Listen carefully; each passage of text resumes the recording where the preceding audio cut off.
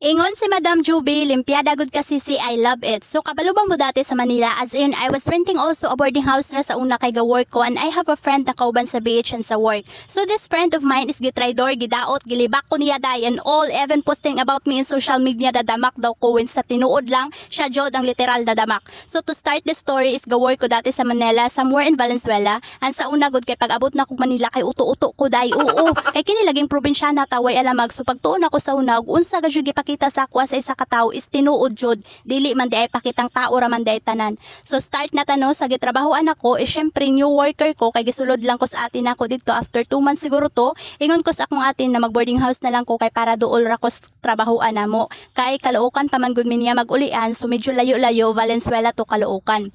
And then ako isa ka workmate na funny siya, chikadora, ganon, friendly and Bisaya pud siya day. So I really thought tinuod siya na pagkatao dili man dahil so mao na sa friend number 1.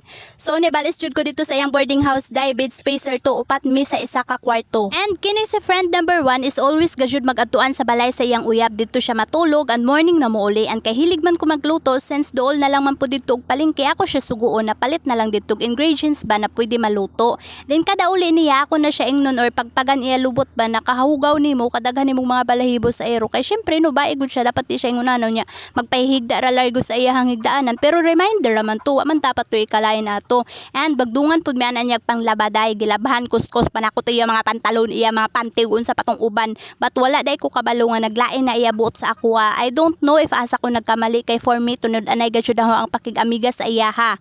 Ang chika sa uban ka trabaho namo sa ako is ginalibak kuno ko niya, nabusik kuno ko, pero para nakuha ko magpakabusi ay muli na lang ko na siya gikan sa balay sa iyang uyab nga ready na among bound for lunch. Ako'y tiglutoan, ginaatiman ako siya, matingala na lang ko nga ka-heavy sa atmosphere pag mauli ko sa boarding house namo sa kwarto namo, kay di ay ginalibak na ko niya sa among mga ka-boardmate, gidaot ko niya para nako no if true friend ka nganong sa uban man kamo reklamo. If unsay gikalainan nimo sa isa ka tawo, especially if close nimo, nganong di man nimo istoryahon para ma-aware pud siya no. Kay dili man laing tawo ang musakto sa iyaha man ka ugalingon. In your rule as a friend is to remind her na ing ana ing ato, di kay sa laing tawo kamo complain, imuha dauton, imuha libakon equals plastic kaday.